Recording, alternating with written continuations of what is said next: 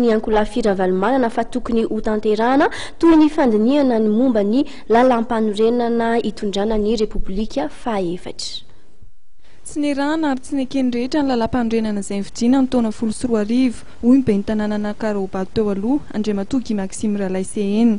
Ho an'ity mpanao politika ao amin'ny Ankolafira Valmanana ity dia tokony sokafana ny ady-hevitra momba ny lalam-panorenana ny Repoblika faha-efatra ary tokony hisy hoy izy ny fifanarahana iraisan'ny mpanao politika mialohan'ny fifidianana mahakasika io. Tokony hisy izay ady-hevitra izay eo anivon'ny mpanao politika malagasy, eo anivon'ny vondrona rehetra, eo anivon'ny parlementaire ilainy zany, eo anivon'ny gouvernement.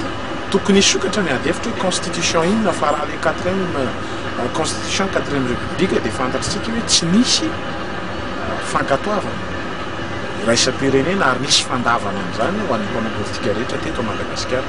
Noho izany zany ao anatin'ny fepitaona azo anatanterahana amin'izany zao ary maro ny mpanao politika nefa amin'ilay hoe tokony hisy fampiresahana mazava manoloana ny constitution izay heritsotsika amin'ny 4e république. Ny filohan'ny république avao ve no hanao azy tokony hisy fepetra dieny zao hifanarahana tokony zao miendrika lay anatanterahana ny referendum raha izay no fanekeny rehetra zany.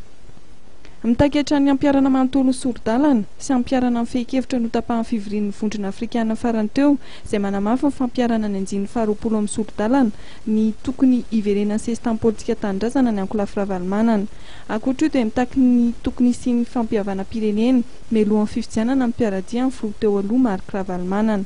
Saingy mametraka fanahinany sy ahavitanin'ny FFM izany ny Ankolafira Valmanana. Araka ny fanazavana nentin'Andriamatoa Maxime Ralaiseheno dia tsy nisy fiovana ary olona mpiandamy politika no anatin'ny FFM amin'izao fotoana izao.